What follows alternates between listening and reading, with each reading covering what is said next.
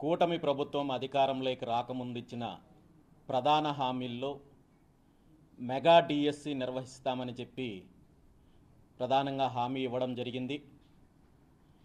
ఇచ్చిన హామీ ప్రకారము ముఖ్యమంత్రి చంద్రబాబు నాయుడు గారు బాధ్యతలు స్వీకరించిన తర్వాత మొట్టమొదటి సంతకంగా డిఎస్సి ఫైల్ పైన చేయడం జరిగింది. కానీ డిఎస్సి నోటిఫికేషన్ తీసుకురావడానికి కూటమి ప్రభుత్వానికి 1 సంవత్సరం కాలం పట్టింది. సంవత్సరం తర్వాత డిఎస్సి నోటిఫికేషన్ ఇచ్చినప్పటికీ కూడా ప్రభుత్వం విడుదల చేసిన నోటిఫికేషన్లో అనేక గందరగోళాలు, అవకతవకలు ఉన్నాయి, కన్ఫ్యూజన్స్ ఉన్నాయని చెప్పి అనేక రకాలుగా లక్షలాది మంది అభ్యర్థులు విజ్ఞప్తులు సమర్పించినప్పటికీ కూడా విద్యాశాఖ మంత్రి కానీ ప్రభుత్వం కానీ దీని మీద ఏమాత్రము స్పందించకుండా, పునఃపరిశీలించకుండా మొండిగా ముందుకెళ్లే కార్యక్రమం చేస్తున్నారు.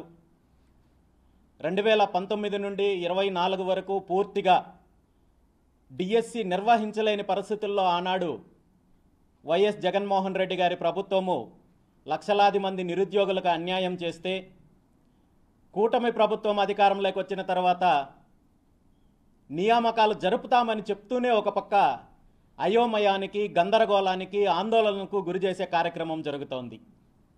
ఈ ప్రక్రియ ద్వారా నష్టపోతున్నామని చెప్పి లక్షలాది మంది అభ్యర్థులు విన్నవించుకుంటున్నప్పటికీ కూడా ప్రభుత్వం మొండిగా ముందుకెళ్లే కార్యక్రమం చేస్తోంది. ఈ పరిస్థితుల వల్ల ఇప్పటికే సుమారు 3 అభ్యర్థులు ఆత్మహత్య చేసుకునే పరిస్థితి వచ్చిందంటే లక్షలాది మంది అభ్యర్థుల్లో ఎలాంటి గందరగోళం ఉందో, ఎలాంటి ఆందోళన ఉందో మనం అర్థం చేసుకోవచ్చు. డిఎస్సి అభ్యర్థులందరూ ఏదైతే తన డిమాండ్లను ముందుకు తీసుకొస్తున్నారో ఇవన్నీ కూడా న్యాయపరమైన డిమాండ్లు. ఖచ్చితంగా ప్రభుత్వము పరిశీలించి డిఎస్సి నోటిఫికేషన్లో, పరీక్షా విధానంలో మార్పులు తీసుకురావాల్సిన అవసరం ఎంతైనా ఉందని చెప్పి ఈ సందర్భంగా తెలియజేస్తున్నాను. అభ్యర్థుల విషయంలో ముఖ్యంగా వీళ్ళు తీసుకొస్తున్న డిమాండ్లలో ప్రధానమైన అంశము నోటిఫికేషన్ ఇచ్చిన తర్వాత పరీక్ష రాయడానికి మాకు సగిన సమయం ఇవ్వడం లేదు, కనీసం 90 రోజుల సమయం ఇవ్వాలని చెప్పి డిమాండ్ చేస్తున్నారు. ఈరోజు ఒక బాధ్యతాయుతమైన ఉద్యోగానికి అర్హత సాధించడానికి కావచ్చు, పరీక్ష రాయడానికి కావచ్చు, భావితరాల భవిష్యత్తు కావచ్చు, విద్యార్థుల భవిష్యత్తును తీర్చిదిద్దే ఉపాధ్యాయులకు కనీసం 90 రోజుల సమయం కూడా ఇవ్వకుండా పరీక్ష నిర్వహించే కార్యక్రమం చేపట్టడము చాలా అన్యాయము. ఇప్పటికీ గత 7 సంవత్సరాల నుండి డిఎస్సి నోటిఫికేషన్ ఇవ్వకుండా ఉన్నప్పటికీ కూడా అభ్యర్థులు వేచి ఉన్నారు. మరిప్పుడు హడావుడిగా తక్కువ సమయం ఇచ్చి పూర్తి స్థాయిలో ప్రిపేర్ అవ్వడానికి అవకాశం లేకుండా చేయడం అనేది చాలా దారుణమైన విషయము. ఖచ్చితంగా ప్రభుత్వం ఈ విషయంలో పునఃపరిశీలించి అభ్యర్థులకు కనీసం 90 రోజులు సమయం ఇచ్చే విధంగా నిర్ణయం తీసుకోవాలని చెప్పి డిమాండ్ చేస్తున్నాను. దాంతోపాటు ప్రభుత్వం తీసుకున్న మరో ప్రధానమైన తప్పుడు నిర్ణయం ఏంటంటే డిఎస్సి అంటేనే డిస్ట్రిక్ట్ సెలక్షన్ కమిటీ. జిల్లా స్థాయిలో ప్రశ్నాపత్రం తీసుకొని రాకుండా, ఒకే రకమైన ప్రశ్నాపత్రం తీసుకురాకుండా నార్మలైజేషన్ విధానం ద్వారా ఒక్కొక్క అభ్యర్థికి ఒక్కొక్క రకమైన ప్రశ్నాపత్రం ఇవ్వడం వల్ల టాలెంట్ ఉన్న అభ్యర్థులు నష్టపోయే అవకాశం ఉంది. అదేవిధంగా దీనిలో చాలా గందరగోళాలు ఉంటున్నాయి. మరీ ముఖ్యంగా ఈ విధానంలో రాష్ట్రంలో ఉన్న కొన్ని ప్రైవేట్, కార్పొరేట్ విద్యా సంస్థల యొక్క హస్తం ఉంది అని చెప్పి కూడా వేలాది మంది అభ్యర్థులు ఈరోజు ఆరోపిస్తున్నారు. దీనికి అవకాశం కూడా ఉంది. కాబట్టి ఖచ్చితంగా డిఎస్సి పరీక్షా విధానంలో జిల్లాకు ఒకే రకమైన ప్రశ్నాపత్రం తీసుకొని వచ్చే నిర్ణయము ప్రభుత్వం తీసుకోవాలి. దాంతోపాటు వయోపరిమితి విషయానికి తీసుకుంటే గత 7 సంవత్సరాల నుండి గత ప్రభుత్వం కావచ్చు, ఇప్పుడు ప్రభుత్వం వచ్చిన తర్వాత కూడా 1 సంవత్సరం సమయం తీసుకునింది. కాబట్టి వేల మంది అభ్యర్థులు మీరు పెట్టిన వయోపరిమితి వల్ల నష్టపోతున్నారు. కాబట్టి ఖచ్చితంగా 47 సంవత్సరాలకు పెంచాలనే డిమాండ్ ఈరోజు వేలాది మంది అభ్యర్థులు విన్నవిస్తున్నారు. ఇంకా చిన్న చితక లోటుపాట్లు ఉన్నాయి. స్పోర్ట్స్ కోటాకు సంబంధించి కేంద్ర ప్రభుత్వం 65 స్పోర్ట్స్ని పరిగణనలోకి తీసుకుంటే రాష్ట్ర ప్రభుత్వం మాత్రం కేవలం 35 మాత్రమే తీసుకుంటోందనేసి ఇలాంటి చాలా అంశాలు ఉన్నప్పటికీ కూడా పరీక్ష సమయం అయితే మాత్రం ఖచ్చితంగా 90 రోజులు ఇవ్వాలని, ఆ డేట్లు మార్చాల్సిన అవసరము ప్రభుత్వానికి ఉందని చెప్పి, దాంతోపాటు ఈ నార్మలైజేషన్ విధానాన్ని రద్దు చేసి జిల్లాకి ఒకే పేపరు వచ్చే విధంగా, జిల్లాకి ఒకే ప్రశ్నాపత్రం ఇచ్చే విధంగా నిర్ణయం తీసుకోవాలని, ఈ లోటుపాట్లన్నింటినీ కూడా సరిదిద్దే ఆ తర్వాత పరీక్ష నిర్వహించాలని, తద్వారా నిజమైన అర్హత ఉన్న అభ్యర్థులకు ఉద్యోగాలు వచ్చే అవకాశం ఉంటుంది. కానీ దీంట్లో వేరే రకంగా చీకటి కోణాలు పెట్టుకోనో, లేదా ఎవరికో మీకు కావాల్సిన వాళ్ళకి లబ్ధి చేకూర్చే కార్యక్రమం కోసమో, లేదా అభ్యర్థులు ఆరోపిస్తున్నట్టుగా ఏవైతే ప్రైవేట్ విద్యా సంస్థల యొక్క హస్తం ఉండి వాళ్ళకు మేలు చేకూర్చే విధంగా చేస్తే మాత్రము ఖచ్చితంగా డిఎస్సి అభ్యర్థులతో కలిసి పోరాటం చేయడానికి బీసీవై పార్టీ సిద్ధంగా ఉంది. దీన్ని ప్రభుత్వం వెంటనే పునః పరిశీలించి ఈ విధానంలో మార్పు తీసుకురావాలని చెప్పి డిమాండ్ చేస్తున్నాము. ఈరోజు విద్యాశాఖ మంత్రి గారికి ఒకటే కోరుకుంటున్నాను, గతంలో తీసుకున్నట్టయితే రాష్ట్రంలో ఎక్కువ డిఎస్సీలు నిర్వహించి ఎక్కువ మందికి ఉపాధ్యాయ ఉద్యోగాలు కల్పించిన ఘనత నారా చంద్రబాబు నాయుడు గారికి ఉందని చెప్పుకుంటారు. ఇది వాస్తవం కూడా.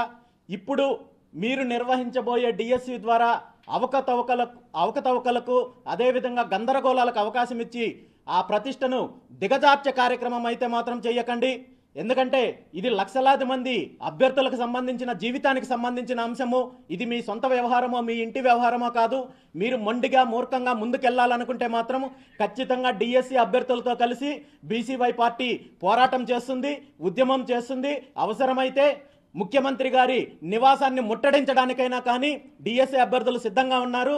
రాబోయే రోజుల్లో ఖచ్చితంగా వేలాది మంది, లక్షలాది మంది విద్యార్థులకు సంబంధించిన భవిష్యత్తుకు సంబంధించిన అంశము. అలాంటి భావితరాల భవిష్యత్తును నిర్ణయించే విద్యార్థుల యొక్క జీవితాలను తీర్చిదిద్దే ఉపాధ్యాయుల నియామక ప్రక్రియలో ఎటువంటి లోటుపాట్లున్నా కానీ ఖచ్చితంగా బీసీవై పార్టీ పోరాటం చేస్తుందని చెప్పి ఈ సందర్భంగా తెలియజేస్తూ, ఇప్పటికైనా ప్రభుత్వము, విద్యాశాఖ మంత్రి నారా లోకేష్ నాయుడు గారు మేల్కొని ఇందులో ఉన్న లోటుపాట్లను సరిదిద్ది పరీక్షకు వెళ్లాల్సిందిగా బీసీవై పార్టీ డిమాండ్ చేస్తోంది. చంద్రబాబు నాయుడు గారు కావచ్చు, గత సంవత్సరం రోజుల పాటు కేవలము మాటలతో, మీడియా మేనేజ్మెంట్తో గడిపేశారు. ఇచ్చిన హామీలను నెరవేర్చడంలో కావచ్చు, అదేవిధంగా అభివృద్ధి విషయంలో కావచ్చు, పూర్తిగా అన్ని అంశాల్లో పూర్తిగా కూటమి ప్రభుత్వం విఫలం చెందింది. ఈరోజు వాళ్ళు జరుపుతున్న మహానాడు కేవలం అది ఆ పార్టీకి సంబంధించిన నాయకులకో, తెలుగుదేశం పార్టీకో పండగేమో కానీ ఆంధ్రప్రదేశ్ రాష్ట్రానికి కానీ రాష్ట్ర ప్రజలకు కానీ ఎటువంటి మేలు జరగలేదు. గత సంవత్సర కాలంలో కూటమి ప్రభుత్వం ఇచ్చిన హామీలన్నింటినీ కూడా తుంగలో తొక్కి పూర్తిగా ఈరోజు దోపిడీ కార్యక్రమం మాత్రం ఏదైతే జగన్మోహన్ రెడ్డి గారి ప్రభుత్వంలో కొనసాగిందో, ఏదైతే జగన్మోహన్ రెడ్డి ప్రభుత్వంలో చేశారో దాన్ని కొనసాగిస్తున్నారు తప్ప ప్రజలకు ఒరిగిందంటూ ఏమీ లేదు.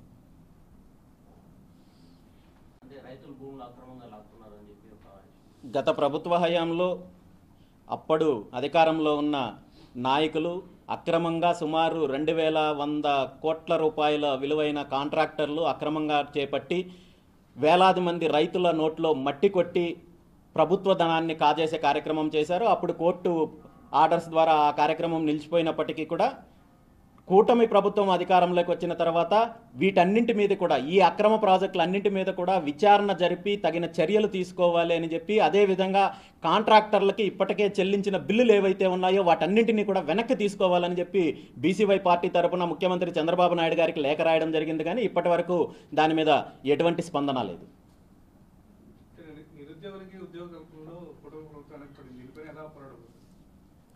డెఫినెట్గా రాబోయే రోజుల్లో రాష్ట్రంలో ఉన్న నిరుద్యోగుల తరపున బీసీవై పార్టీ అన్ని రకాలుగా పోరాటం చేస్తుంది.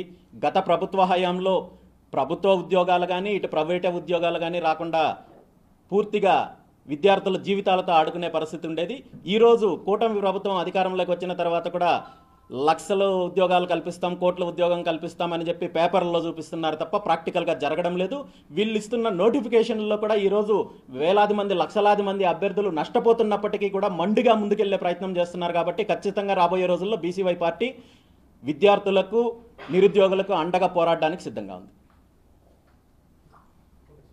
వైసీపీ రెడ్ బుక్ రాజ్యాంగం అని ఒక కీలకమైనటువంటి వ్యాఖ్యలు చేస్తున్నారు. అనేక మంది కూడా అక్రమంగా అరెస్ట్ చేస్తున్నారని చెప్తున్నారు. అది బాబేమంటారు?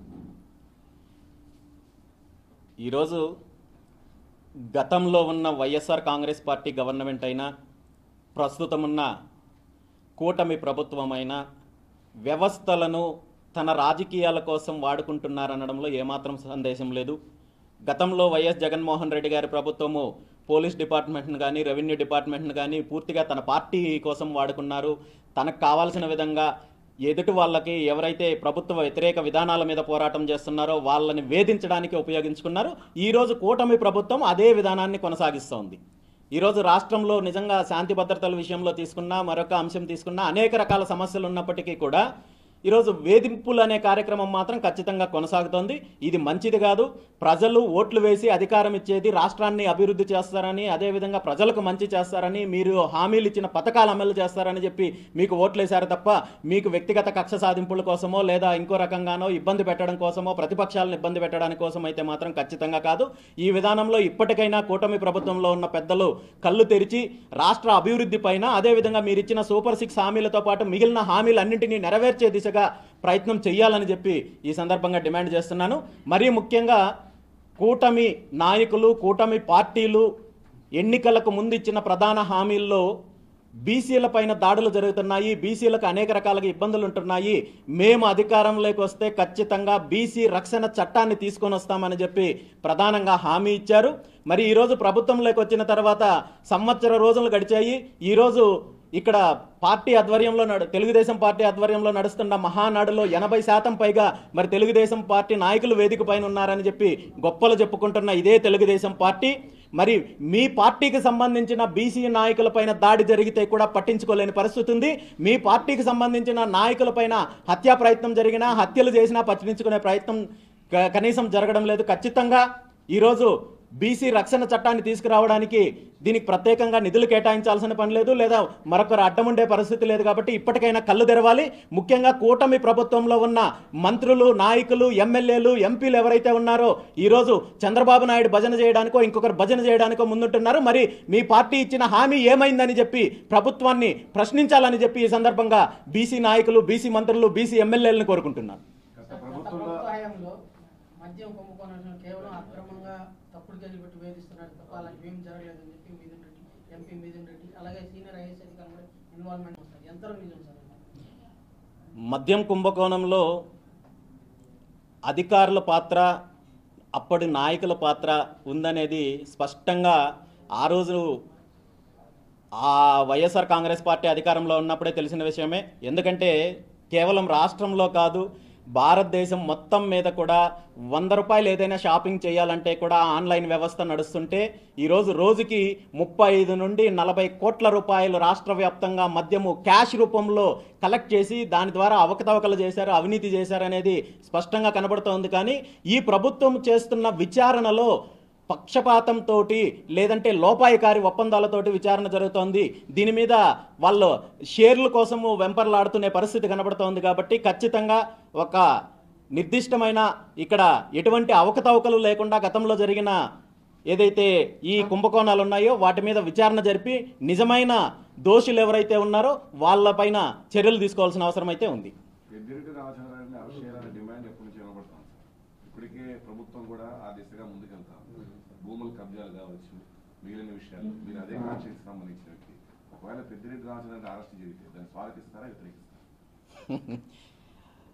2019 నుండి 24 వరకు జరిగిన అవినీతిలో, అరాచకాల్లో, దోపిడీలో ప్రధాన పాత్ర తీసుకుంటే అందులో ముందుగా ఉండే వ్యక్తి పెద్దిరెడ్డి రామచంద్రారెడ్డి, అతని కుటుంబము. ఈ విషయము కేవలం చిత్తూరు జిల్లాకు మాత్రమే కాదు, రాష్ట్రం మొత్తం కూడా తెలిసిన విషయం. కానీ పెద్దిరెడ్డి రామచంద్రారెడ్డికి కూటమి ప్రభుత్వంలో ఉన్న పెద్దలకి ఉన్న లోపాయికారి ఒప్పందాలు, చీకటి ఒప్పందాల వల్ల పెద్దిరెడ్డి రామచంద్రారెడ్డిని కానీ అతని కుటుంబ సభ్యులను కానీ కూటమి ప్రభుత్వం టచ్ చేసే పరిస్థితి అయితే మాత్రం ఉండదు. ఇవన్నీ కూడా కేవలం షో చేయడానికో లేదా మరో రకంగానో తప్ప ఇప్పుడు జరుగుతున్న పరిణామాలన్నీ కూడా గత 1 సంవత్సరం రోజుల నుండి మనం చూసాము. పెద్దిరెడ్డి రామచంద్రారెడ్డికి సంబంధించి మదనపల్లి ఫైల్స్ విషయంలో కావచ్చు, వేలాది ఎకరాలు కబ్జా చేశారు, అక్రమంగా ఆక్రమించుకున్నారని చెప్పి చూసాము. అదేవిధంగా అటవీ భూములకు సంబంధించిన విషయంలో పూర్తిగా అధికారులు నివేదిక ఇచ్చారు. ఇక్కడ స్పష్టంగా ఆక్రమించుకున్నారు అటవీ భూములను అక్రమంగా అని చెప్పి.